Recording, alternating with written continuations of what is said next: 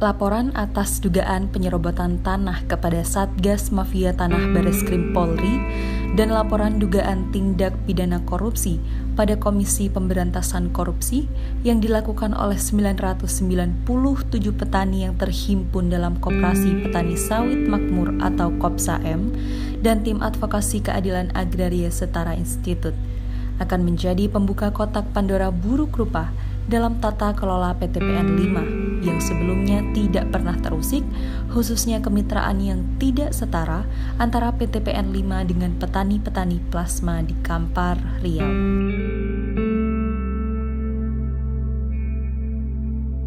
KOPSAM ini didirikan pada tahun 2021. Itu kemudian melakukan kerjasama dengan PTPN 5 dengan menyurati PTPN 5 sebagai bapak angkat untuk membangun suatu kawasan kebun kelapa sawit dengan pola KKPA. Nah, pembangunan ini dimulai pada tahun 2003 secara bertahap.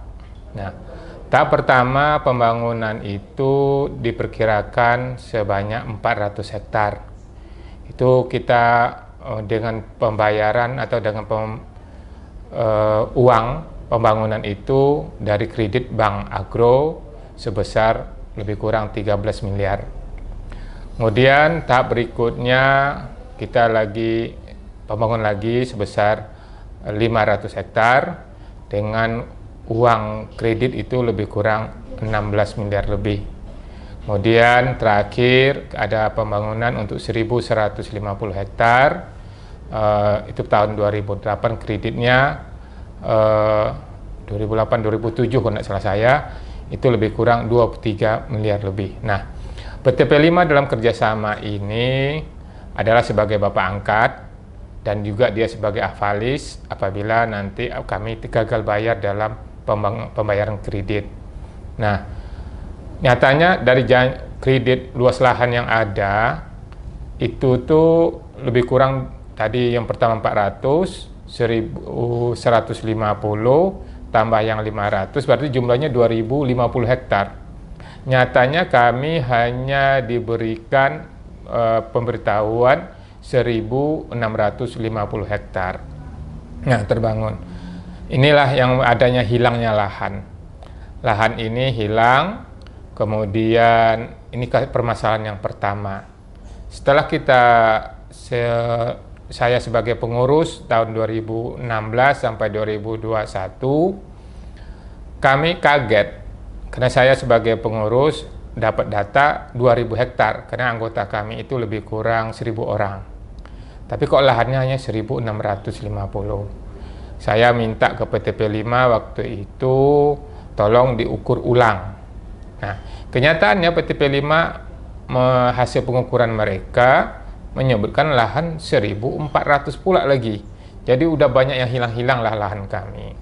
Nah, dengan dokumen yang ada kita kumpulkan, kita ketemukan bahwasanya ada penjualan lahan oleh oknum PTP 5 itu Bapak Marjan Usta melalui adiknya Endiarto Usta ke salah satu perusahaan yang waktu itu Air Jernih AJS, tapi sekarang sudah berubah nama menjadi Langgam Harmoni, milik dari Bapak Insatopa Simatupang. Nah, hilangnya lahan ini kita dilaporkan, minta dimediasi sebenarnya dari awal-awal, mulai dari tingkat mediasi secara kami pengurus koperasi langsung ke pihak Langgam Harmoni, kemudian tidak juga ada kata sepakat. Kami minta dimediasi melalui pemerintahan daerah, Bupati Kampar, 2 kali mediasi juga tidak ada kata sepakat. Akhirnya kami dipersilakan menempuh jalur hukum. Berdasarkan itulah kami buat laporan ke Bareskrim Polri bahwasanya ada penguasaan lahan secara ilegal lah boleh katakan dari pihak yang tidak memiliki haknya di situ, dan alhamdulillah Bareskrim telah turun ke lapangan untuk menindaklanjuti laporan kami tersebut.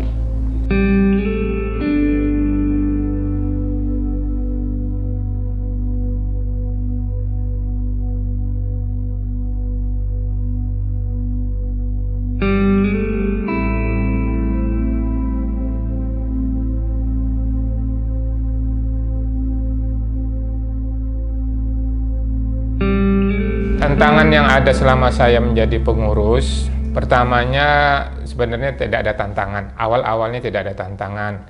Bahkan tantangannya itu kami dapatkan dari PTP5 sendiri. Di mana awal-awalnya PTP5 itu sebenarnya single management. Kami pengurus hanya menerima bagian 30% dari produksi yang akan kami bagikan ke petani yang sebanyak 825. Karena lahan yang ada cuma untuk 825 orang. Nah, pada April 2017, karyawan PTP5 yang mengerjakan lahan itu pada minta pulang ke manajemen. Jadi dia meninggalkan tugasnya di Kopsaem.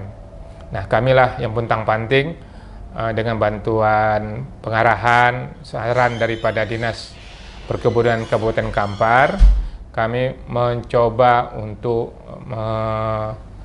mengelola kebun itu. Tapi saya sebagai pengurus tidak mau disalahkan, nanti kebun ini salah. Dan makanya saya coba untuk minta ke Dinas Kabupaten Bupati untuk menurunkan tim penilaian fisik kebun dulu. Apakah kebun ini berkualitas apa tidak. Nah, itu dinilai pada bulan September dan Oktober kalau nggak salah saya 2017. Di situ baru kami dapat pernyataan bahwa kebun kami ini kebun gagal. Rekomendasi dinas waktu itu kami tidak usahlah membuka lahan itu. Lahan yang bisa kami kelola saat itu jumlahnya lebih kurang 400 hektar. Cukup itu aja. Itu rekomendasi dinas.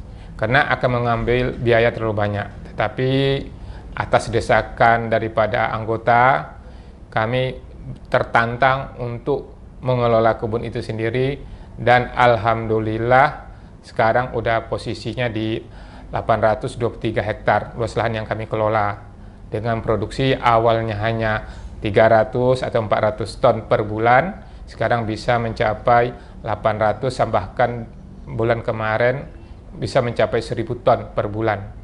Jadi ini prestasi yang bisa kita awalkan. Namun karena kita dipaksa untuk membayar hutang dari kebun yang gagal itu oleh PTP5, nah inilah mulai terjadi gejolak-gejolak, intrik-intrik yang dibuat oleh PTP5 sendiri. Kami tidak mau mengakui hutang tersebut sebelum ada tim audit independen yang untuk berapa besar hutang itu. Nah, dibuatlah kelompok-kelompok sempalan lah, boleh saya katakan, bahwasanya dia menyatakan dia juga pengurus yang baru dengan alasan rapat anggota luar biasa. Nah, rapat anggota luar biasa yang membuat pengurus yang baru ini sebenarnya secara anggaran dasar dan anggaran rumah tangga serta memperhatikan undang-undang perkoperasian dan keputusan Menteri Perkoperasian tentang rapat anggota tidak memenuhi syarat. Karena dalam anggaran dasar rumah tangga kami, rapat anggota luar biasa itu baru bisa dilaksanakan apabila 2/3 dari anggota meminta kepada pengurus. Nyatanya yang meminta ke pengurus itu hanya 5% daripada keanggotaan kami. Nah, ini tetap dilaksanakan dengan arahan kepala desa, desa Pangkalan Baru.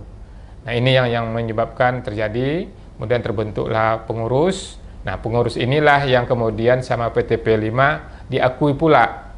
Nah, kami tidak diakui, tapi alhamdulillah Kepala Dinas Koperasi di Kabupaten Kampar menyatakan sampai hari ini pengurus kami periode 2016 sampai 2021 inilah masih sah, kira-kira begitu.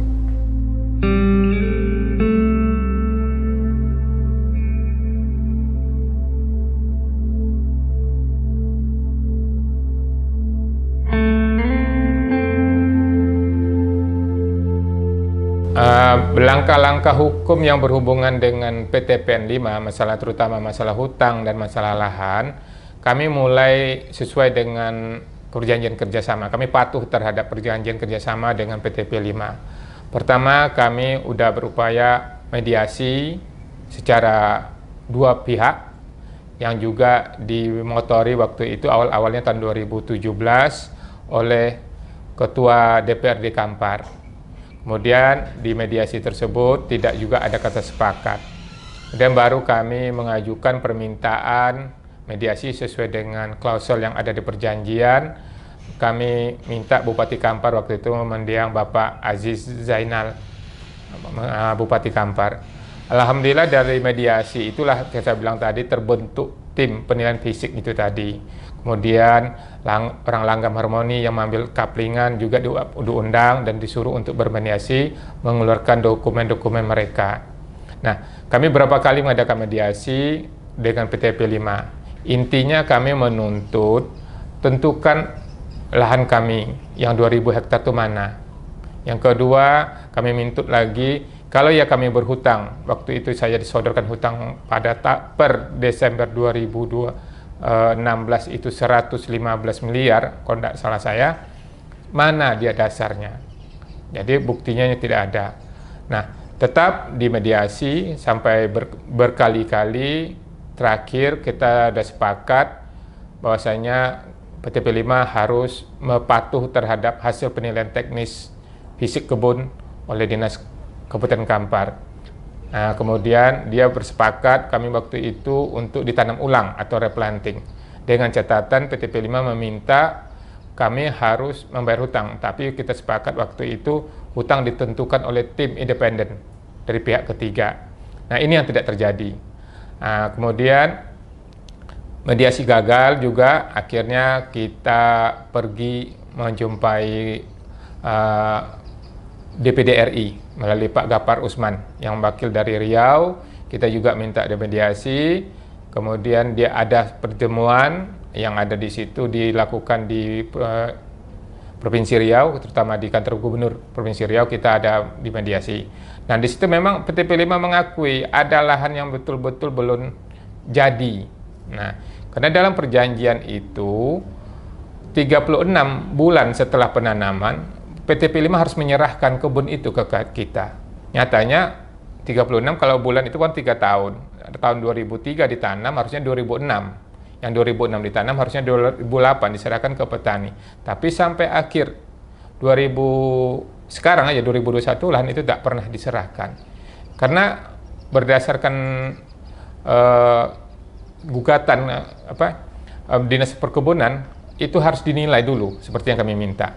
Nah, mediasi di DPD RI ini juga tidak berhasil. Akhirnya kami mengadakan, kalau khusus untuk PTP 5 dengan perjanjian itu kami mengadakan pengadilan, menggugat di pengadilan tentang wan prestasi. Tapi sayangnya kami tetap dianggap NO 2 kali di pengadilan negeri dan di pengadilan tinggi. Nah, kami mencari celah inilah melalui Setara Institut, minta tolong bagaimana caranya ini bisa dimediasi dengan harapan didengar oleh Pak Presiden. Nah, secara untuk Pak Presiden ini sebenarnya kami juga telah mengirim surat 2 kali ke Pak Presiden, pada pertama melalui KSP tahun 2018, kemudian kemarin tahun 2020 kita juga mengirimkan kembali ke KSP, dan di KSP alhamdulillah kita udah ada Zoom meeting dengan KSP. Dan KSP telah menerima apa yang kita laporkan, tapi mungkin sampai hari ini belum juga ada tanggapan atau tindak lanjutnya. Itu aja. Apa yang menjadi harapan dari Komsa M terhadap tuntutan baik kepada Presiden ataupun Menteri-Menteri agar ini bisa didengar? Kami sebenarnya minta keadilan kepada pemerintah, Pak Presiden terutama, mohon dibantu kami untuk mendapatkan keadilan. Anggota kami ada lebih kurang 1.000 orang.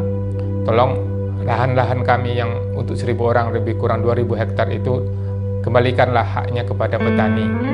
Nah, tolong difasilitasi itu. Kemudian karena Pak Presiden ini ada program lahan kami ini lahannya udah gagal, karena ini program-program lahan gagal, kami minta kepada Presiden untuk membantu kami lah untuk diprioritaskan dalam memanfaatkan program PSR yang telah dikembangkan oleh Presiden untuk membantu masyarakat. Karena kami juga masyarakat dari Riau yang juga hasilnya juga dari sawit juga semuanya.